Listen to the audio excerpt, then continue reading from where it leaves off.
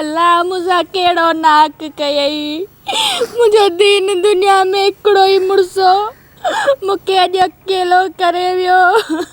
अकेलो न समझ पाण खे, अकेलो न समझ।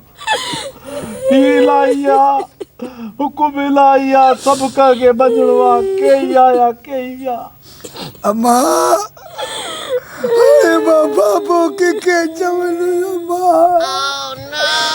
अरे नरो पुत्र नरो, मां तुझो चाचो वेठो आ न, तुझे पी जो सगो सोट मुखे बाबो चओ, भली चओ मुखे बाबो।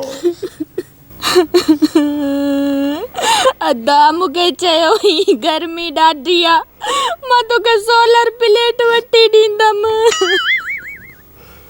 मरूम जो ख्वाब मां पूरो कंदुसि, तू पाण खे अकेलो न समझ अकेलो।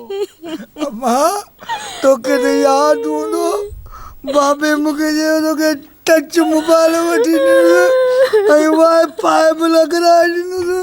ये यतीम कयो हलियो वियो बाबा। अरे नरो पुत्र नरो, मां तुझो पी वेठो आ, मां टच मोबाइल बि वठी ॾींदुसि, जेको मरूम चयो मां तोखे वठी ॾींदुसि। नरो नरो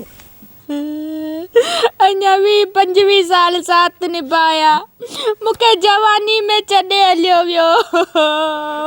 तू सही थी चई माई, सही थी चई। मरूमा के 7 साल थिया, मूंखे ख़बर आ माई जो वीचोरो छा आहे।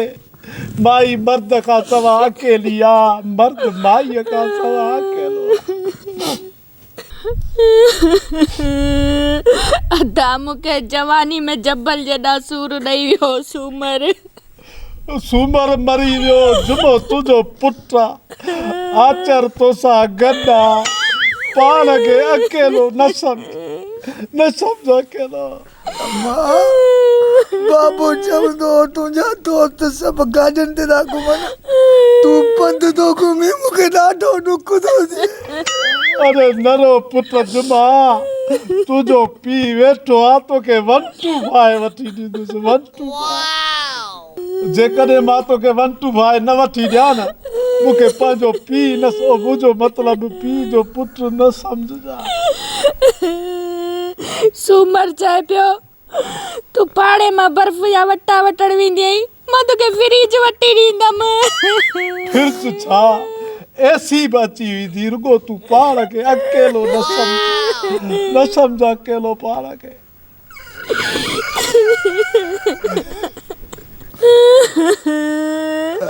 मुझो मुड़स कोन मरे आ, उनजे मरण जी उम्र ही कोन हुई, पर 30,000 लाइट जो बिल, 20,000 गैस जो बिल, अटैक में मरी वियो। बिल सभु मां भरींदुसि, बिजलीअ जो मां भरींदुसि, गैस जो बि मां भरींदुसि, रुगो पाण खे अकेलो न समझ अकेलो। मसवाड़ जी जाइ में बेवा औरत की रहंदी। तू घबरा न, मां वेठो आ, मां पंहिंजी जॻह जा कागज़ तव्हांजे नाले कराईंदुसि, तू रुगो पाण खे अकेलो न समझ। मूं बेवा सां शादी केर कंदो? ओ मूं तोखे चयो जो तू पाण खे अकेलो न समझ, मां जो वेठो आ। अरे अल्लाह न तो जाई छलन को मरे घरों मोड़ बधी पोथा निकरो। अल्लाह न तो जेव